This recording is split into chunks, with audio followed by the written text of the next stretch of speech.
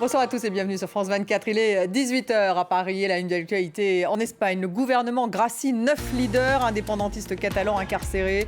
C'est un geste de réconciliation de Pedro Sánchez qui veut entamer une nouvelle étape, dit-il, et mettre fin à l'affrontement. Une mesure controversée dans le pays. On retrouvera Anaïs Guérard, notre correspondante à Madrid. L'UEFA rejette la proposition de la ville de Munich d'illuminer le stade aux couleurs en arc-en-ciel pour le match Allemagne-Hongrie. La municipalité souhaitait protester contre une loi en Hongrie interdisant la promotion de l'homosexualité auprès des mineurs. La France regrette ce refus de l'UEFA.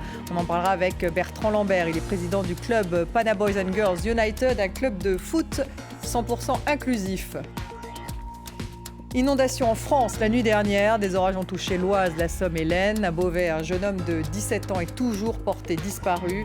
Le ministre de l'Intérieur, Gérald Darmanin, s'est rendu sur place, rejoint par Xavier Bertrand, le président de la région, candidat LR à sa succession.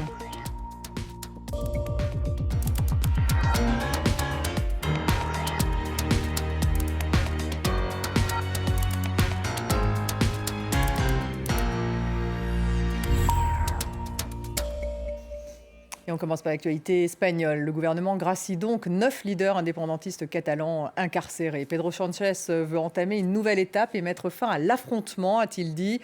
C'est donc un geste de réconciliation après la tentative de sécession de 2017, mais une mesure controversée dans le pays. On retrouve tout de suite notre correspondante Anaïs Guérard. Anaïs, bonsoir. Quelles sont les réactions en Espagne après cette mesure ? Bien écoutez, vous le disiez à l'instant, c'est une décision extrêmement controversée et qui plus est en dehors de la Catalogne. Alors les partis politiques d'opposition sont vent debout contre la grâce donc officialisée aujourd'hui. La droite, l'extrême droite et le centre droit ont même dit qu'ils allaient faire appel de cette décision car ils estiment que c'est un coup porté à la démocratie. Bon, il faut dire aussi que les indépendantistes eux-mêmes ne sont pas tout à fait satisfaits de cette décision puisqu'ils auraient souhaité une amnistie totale et non une grâce comme c'est le cas et qui plus est une grâce partielle. Alors pour rappeler un petit peu les relations entre le gouvernement et les indépendantistes, il y a la gauche centrale qui, depuis quelques mois avec la gauche indépendantiste en Catalogne, réussit à travailler plus ou moins main dans la main. En revanche, avec d'autres partis indépendantistes, c'est beaucoup plus compliqué. C'est le cas par exemple de Junts. Junts qui est parmi les 9 anciens dirigeants catalans contre un membre, c'est Junqueras qui avait été condamné à 13 ans de prison, l'ancien vice-président donc de la Generalitat. Il a lui-même déclaré le pardon est un triomphe qui montre les faiblesses des appareils étatiques. C'est vous dire à quel point la situation est toujours compliquée, même avec ce pas en avant de Pedro Sánchez, cette main tendue vers les indépendantistes. Alors, il a fait donc cette décision qui est fortement impopulaire pour tenter d'avancer, d'éviter donc que ces tensions entre le gouvernement central et le gouvernement catalan régional ne perdurent. Sánchez qui fait cette tentative également parce qu'il sait que les prochaines élections n'auront lieu qu'en 2024 et que même si ce geste est impopulaire et qu'il ne l'avait pas défendu d'ailleurs lui-même lors de sa propre campagne, il espère que l'économie fera oublier ce geste à ses électeurs. Merci beaucoup Anaïs. Anaïs Guérard en direct de Madrid. En France, l'affaire Omar Haddad, vous en souvenez peut-être, le jardinier marocain condamné pour le meurtre de Ghislaine Marchal. C'était en 1991 à Mougins. La défense d'Omar Haddad va déposer jeudi une nouvelle requête en révision de son procès sur la base de nouvelles analyses des traces d'ADN découvertes en 2015. On fait le point avec Laurence Naon.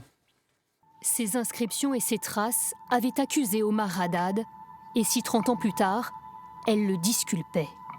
C'est la conviction de son avocate. Elle apporte de nouveaux éléments scientifiques pour innocenter l'ex-jardinier du meurtre de sa patronne, Ghislaine Marchal. Il existe désormais 4 ADN qu'on a retrouvés mélangés au sang de la victime. 2 se retrouvent sur la porte de la chaufferie et 2 autres sur la porte de la cave à vin. L'un d'eux a matché avec le fichier national des empreintes génétiques et l'autre se retrouve à 35 reprises à l'endroit des écritures en lettres de sang. Et aucun de ces 4 ADN n'est celui d'Omar Haddad. Juin 1991, dans le sous-sol de sa maison, Ghislaine Marchal, riche héritière, est retrouvée assassinée. Sur la porte de la cave, une inscription qui accuse. Omar Haddad clame son innocence, mais il est condamné à 18 ans de prison. 2 ans plus tard, le président Chirac lui accorde la grâce présidentielle qui lui permet de sortir de détention, mais ne l'innocente pas. Ça fait 30 ans, quasiment jour pour jour, qu'il attend qu'on reconnaisse son innocence, qu'il l'acclame. Et c'est vrai que c'est une très grande date. Porter cette responsabilité effroyable pour quelqu'un, c'est très difficile. C'est un calvaire qu'il a vécu. Ces 4 ADN retrouvés vont-ils enfin résoudre cette énigme judiciaire? Pour l'instant, un seul a parlé. Cet ADN serait celui d'un individu dont un membre de la famille est connu et fiché par la justice. Cela s'appelle la technique de recherche d'ADN, de parentèle. Cela ne suffit pas à désigner un suspect, mais pour l'avocat d'Omar Haddad, cela justifie de déposer une requête en révision. Et toujours en France, à Beauvais, dans le nord du pays, après un orage torrentiel, un adolescent de 17 ans est porté disparu. En 2 heures, il est tombé l'équivalent d'un mois de pluie. Le ministre de l'Intérieur, Gérald Darmanin, s'est rendu sur place, rejoint par Xavier Bertrand, le président de la région, candidat LR à sa succession, Harold Tanzit. Des pluies diluviennes. Le centre-ville de Beauvais est noyé sous les eaux. L'orage s'est abattu entre 22h et 23h30 hier soir. Sur ces images amateurs, des rues transformées en cours d'eau. Ce matin, certaines routes sont défoncées. Les agents de la ville tentent de déblayer les dégâts. Nous, on était là sur les lieux. Nous, on arrivait quand il y a eu le gros orage qui arrivait. On passait entre les plots. On voyait les tampons qui arrivaient. Là, blam, blam. Alors, ils étaient au moins ça de cette pression, l'eau. Il est tombé jusqu'à 70 mm d'eau par endroit, l'équivalent de 2 mois de précipitation. Un gros orage pendant 1 heure. Là, c'était un torrent jusqu'à 20 cm au-dessus des trottoirs. C'est fou. Parking souterrain et caves inondées. Les pompiers sont intervenus plus de 600 fois dans le secteur du Beauvaisis. On est arrivé à 6h du matin. Et là, il y a toutes les caves de la rue qui sont dans le même état. L'orage aurait fait une victime. Plusieurs témoins disent avoir vu un jeune homme tomber dans le Terrain, la rivière qui traverse la ville. Des recherches sont actuellement en cours. Nous avons engagé drones, plongeurs, équipes cynotechniques, des moyens en reconnaissance visuelle, mais nous n'avons pas encore retrouvé ce jeune emporté dans le terrain. En 20 ans de mandat, j'ai jamais vu des chutes de pluie de cette ampleur. C'était de la grêle, un orage qui restait focalisé sur le Beauvaisis pendant plus d'1 heure. Il a plu jusqu'à 2h30 du matin et c'est vraiment une vraie catastrophe. Et j'ai contacté Matignon ce matin pour obtenir la reconnaissance la plus rapide possible de catastrophes naturelles. De nouvelles pluies sont annoncées sur le secteur jusqu'en milieu d'après-midi, mais d'une moindre violence.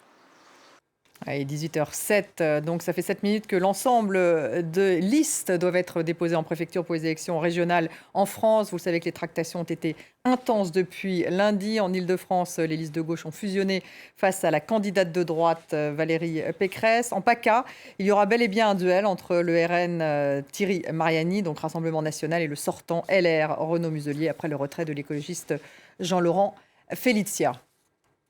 À New York, c'est un scrutin historiquement incertain qui s'annonce alors qu'il y a une primaire municipale démocrate. Le prochain maire devrait sortir de cette primaire. L'ancien policier Eric Adams tient la corde dans une ville préoccupée par l'insécurité. Axel Simon.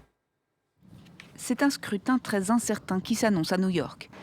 La primaire démocrate pour désigner le prochain candidat à la mairie réunit 13 prétendants et elle pourrait être favorable à l'ancien policier Eric Adams. Dans une ville préoccupée par l'insécurité, sa carrière et son discours semblent trouver un certain écho auprès des New-Yorkais.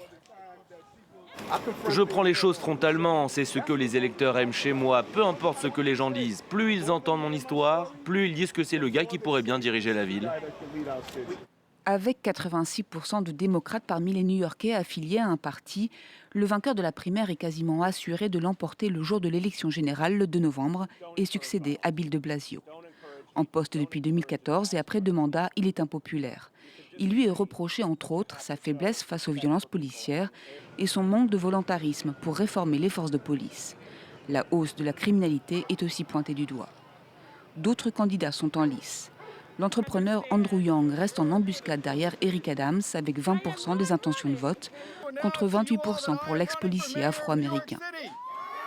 Avec 15% des intentions de vote, l'ancienne responsable municipale Catherine Garcia fait figure de synthèse entre l'aile modérée et la branche progressiste.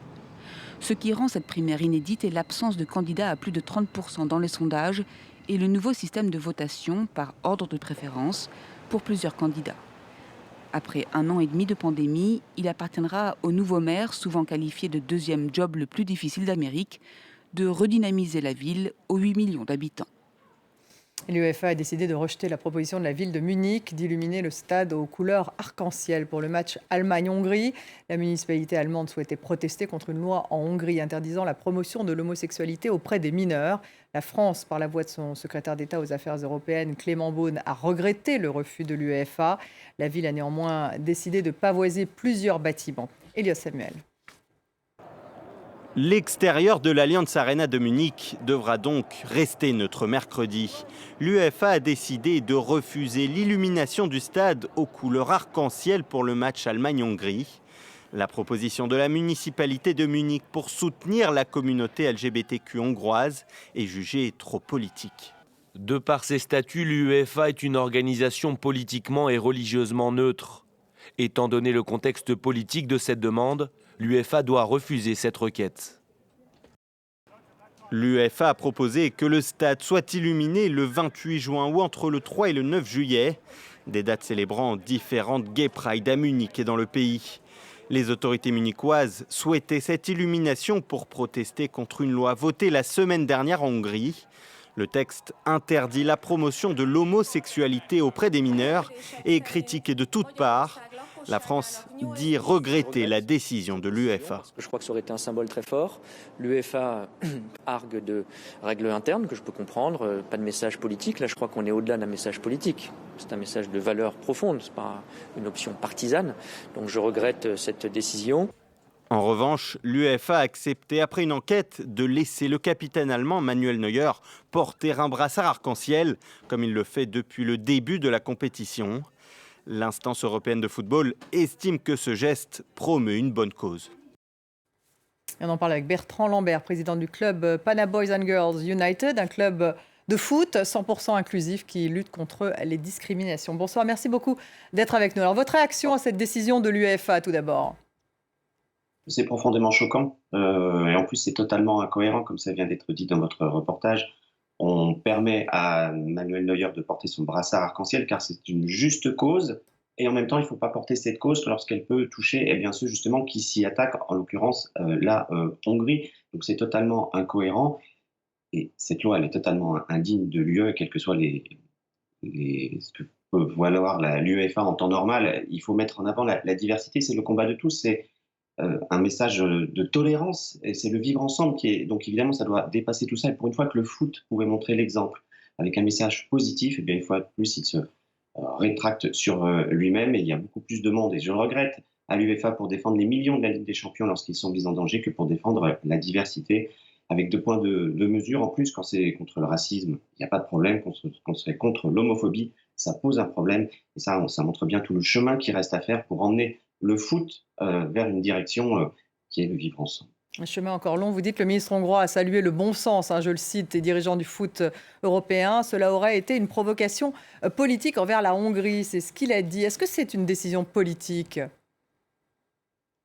Pour moi, interdire l'arc-en-ciel dans ce stade est une décision politique, évidemment. Mais c'est le politique dans le mauvais sens du terme, car le vrai politique, c'est la défense des droits humains. Voilà, et les droits humains, c'est le combat de tous. Et pardon, mais les LGBT, c'est les droits humains pour tout le monde. Donc, c'est une très mauvaise décision qui a été prise par l'UEFA.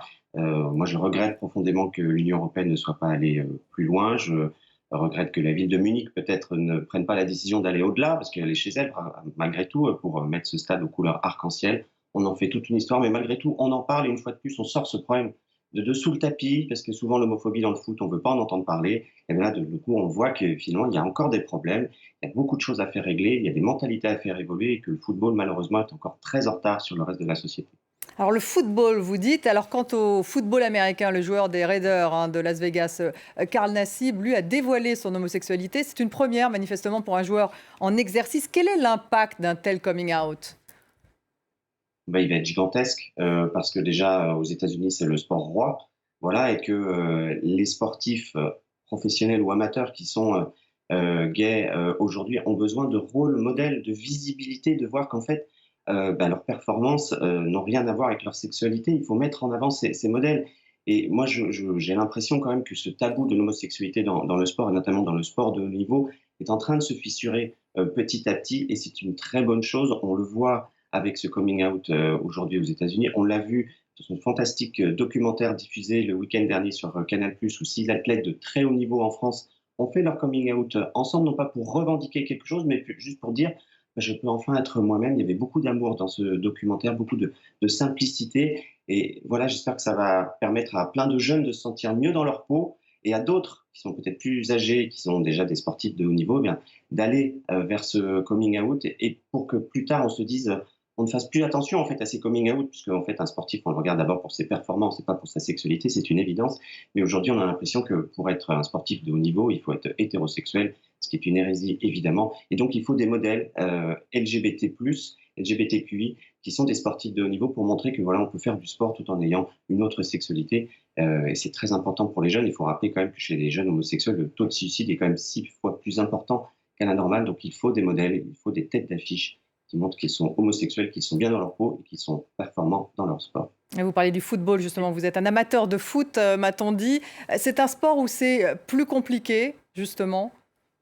Et oui, malheureusement, parmi les 6 sportifs dont je parlais il y a un instant, qui ont fait leur coming out, il n'y avait aucun footballeur. Parce que je pense que ça sera l'étape ultime. C'est encore un sport où la virilité est reine et le machisme très présent. Et il y a encore un vrai tabou de ce côté-là. Mais là aussi, les choses évoluent grâce au documentaire de Johan Lemaire, grâce aussi à l'opération que mon club a portée, notamment avec SOS Homophobie et Foot Ensemble, cette opération de la LFP qu'on a vue il y a quelques semaines, où on a vu tous les joueurs porter un maillot arc-en-ciel avec le slogan « Homo, hétéro, on porte tous le même maillot ». Tout ça, ça aurait été impensable il y a encore quelques années. Donc on avance petit à petit. Il va falloir faire un vrai travail de prévention, aller voir les formateurs, les joueurs, les plus jeunes, les plus âgés. Voilà, on a vu aussi dans le témoignage de Wissem Bekassem il y a quelques semaines dans son livre que toute cette homophobie était vraiment systémique. Alors évidemment, lui, il est passé il y a 10 ans dans les centres de formation. On ose espérer que ça a un peu évolué parce qu'on fait beaucoup de travail. On va à la rencontre des différents acteurs du foot pour faire évoluer les mentalités. En tout cas, les institutions en France, en tout cas la LFP, est à notre écoute. La FFF nie toujours le problème par le biais de son président. Donc là aussi, il faut faire avancer les choses. Voilà, il y a encore beaucoup de travail. Le football sera sans doute le dernier mur à tomber par rapport à ce tabou de l'homosexualité dans le sport. Mais on espère qu'on va y arriver un jour. Merci beaucoup d'avoir été avec nous ce soir. Bertrand Lambert, président du club Panama Boys and Girls United, un club de foot, donc je le disais, 100% inclusif. C'est ainsi que vous le présentez. Merci d'avoir été avec nous ce soir.